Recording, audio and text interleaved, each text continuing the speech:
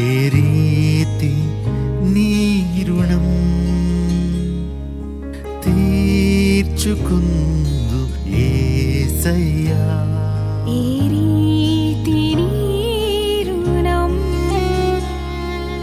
తీర్చుకొందు యేసయ్యా.